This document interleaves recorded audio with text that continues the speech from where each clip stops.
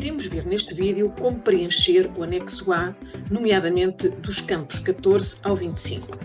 Então, no campo 14, aqui deste lado, o anexo pede para o técnico indicar para cada trabalhador que consta do relatório único o instrumento de regulamentação coletiva de trabalho aplicável a esse trabalhador. Para esse efeito, o técnico deve consultar a tabela número 17 que consta da plataforma do relatório único, no sentido de identificar qual é a convenção coletiva de trabalho ou portaria de condições de trabalho, portaria de extensão ou decisão arbitral que veicula aquele trabalhador àquele normativo. Para os trabalhadores que não estejam abrangidos por qualquer regulamentação coletiva de trabalho, há que colocar os códigos específicos que constam na tabela número 18, também disponível para consulta. No campo 15, há que identificar a aplicabilidade do IRCT, ou seja, há que confirmar, a partir da tabela número 19, também disponível, qual a aplicabilidade do IRCT para cada trabalhador. No campo 16, aqui, vamos trabalhar o campo das categorias profissionais. O técnico vai ter que, basicamente, mediante consulta da tabela número 20, identificar para cada trabalhador qual é a categoria profissional que consta dessa mesma tabela, tendo em conta a designação completa constante do instrumento de regulamentação coletiva, utilizando, portanto, as categorias profissionais por IRCT disponibilizada pelo GEP. No caso dos trabalhadores não estarem abrangidos por qualquer regulamentação coletiva, o que pode acontecer, poderá o técnico encontrar esses códigos específicos também no site do GEP. Quanto ao nível de qualificação, no campo 17, deve o técnico, baseado na tabela número 21, procurar exatamente quais são os níveis de qualificação do referido técnico. Vamos procurar, por exemplo, a partir de outra informação. Portanto, é nesta tabela número 21 que se deve aferir quais os níveis de qualificação em que cada trabalhador se situa. Voltando à partilha da informação do formulário, vamos avançar para o campo 18, regime da duração do trabalho. Aqui há que indicar para os trabalhadores por conta de outrem o código correspondente ao regime da duração do trabalho. Para este efeito, há que consultar a tabela número 22.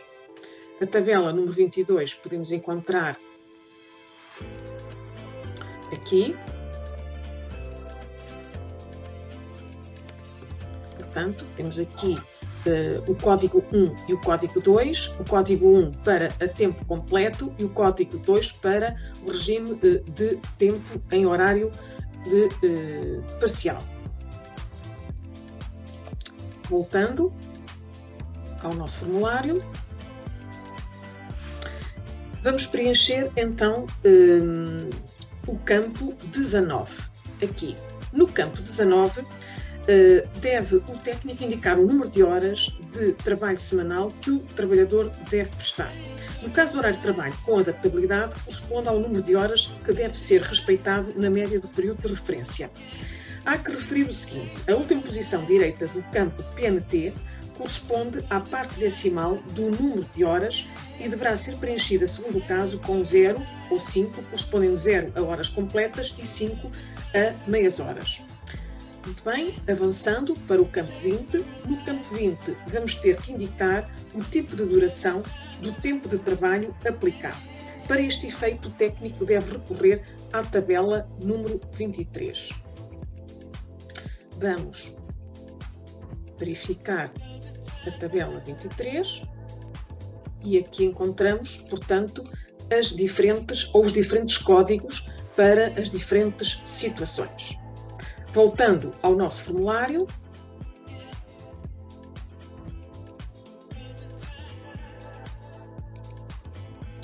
vamos avançar para o campo 21. Temos que indicar o tipo de horário predominante no período de referência do relatório, neste campo. Aqui temos que consultar a tabela número 24, vamos ver no que é que consta. Portanto, temos aqui, de facto, diferentes tipos de horários de trabalho com os diferentes códigos. Basicamente, temos que identificar para cada trabalhador os códigos corretos e preencher no formulário. Voltando ao nosso formulário,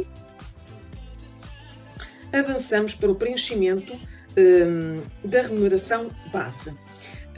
Em relação à remuneração base, há que ter em consideração um montante e líquido antes da dedução de quaisquer descontos em dinheiro e ou em agendas com caráter de pagamento regular mensal, referente ao mês de outubro e correspondente às horas normais de trabalho. Relativamente ao ponto 22, em que estamos a trabalhar exatamente a remuneração base, há que indicar a remuneração base devida ao trabalhador referente ao mês de outubro, tendo em conta os conceitos referidos no ponto prévio. No ponto 23, temos que identificar a remuneração base efetivamente paga ao trabalhador referente ao mês de outubro do ano anterior. No campo 24, vamos ter que indicar o motivo pelo qual a remuneração paga é inferior à devida. Portanto, se a remuneração paga tiver sido inferior à devida, há que identificar os motivos que deram origem a esta redução em consequência de horas normais não remuneradas.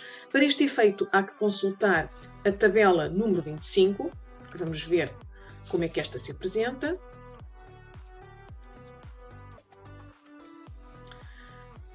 E, portanto, aqui temos, de facto, os motivos que poderão justificar o facto da remuneração paga ser diferente do valor previsto. Temos aqui vários motivos, com os respectivos códigos. Há que identificar os motivos aplicáveis ao trabalhador em causa e colocá-los no formulário do anexo A. Avançando para o campo 25 do referido anexo, temos que colocar aqui no último campo o número de horas normais remuneradas em outubro. Aqui vamos ter que indicar o número de horas remuneradas no mês de outubro, correspondentes ao período normal de trabalho. Temos que incluir neste cômputo as horas de ausência remuneradas, por exemplo, férias, apoio à família, doença, acidente, excluindo as horas não remuneradas, como, por exemplo, as dadas por faltas injustificadas, os períodos de doença não remunerados, diretamente pela empresa.